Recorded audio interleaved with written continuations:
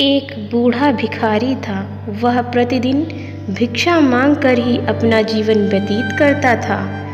उसके हाथ पांव कांपते थे। वह लाठी लेकर दरवाजे दरवाजे जाकर अलख जगाता और भगवान के नाम पर एक पैसा मांगता। बड़ी मुश्किलों से दिन भर में वह अपनी रोटी भर के लिए कुछ पैसे इकट्ठे कर पाता था। एक दिन उसे देखकर ईश्वर को बड़ी दया आई।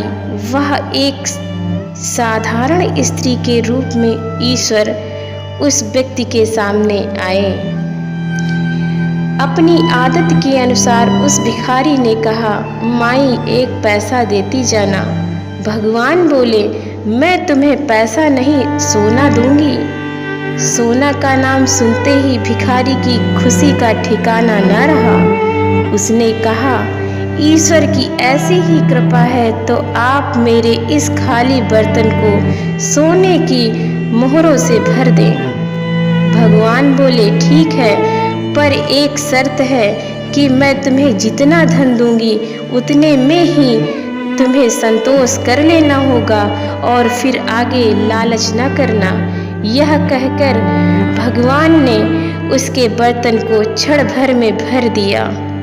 तो भगवान ने पूछा, क्या अब मैं जाऊं?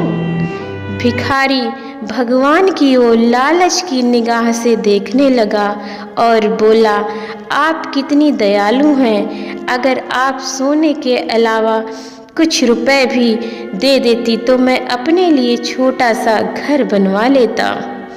उसका यह लोभ देखकर स्त्री रूपी ईश्वर हंसने लगे और वहाँ से अदृश्य हो गए।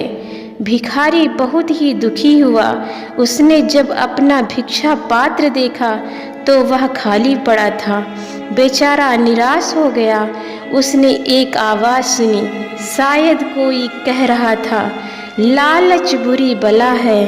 अगर तुम और लालच ना करते तो आज पाया हुआ धन खो ना देते।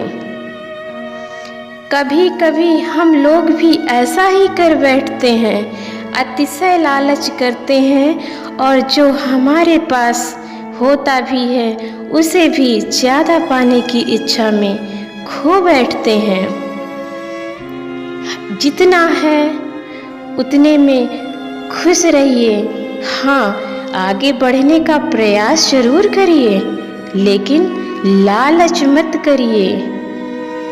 जैसे ज़्यादा पाने की इच्छा में व्यक्ति हमेशा परेशान ही रहता है, लेकिन उस चांद को देखो जो आधा अधूरा होने के बाद भी इन बादलों की भीड़ में फंसे रहने के बाद भी कितना चमकदार और कितना प्रकाशवान होता है और कितना सुंदर होता है।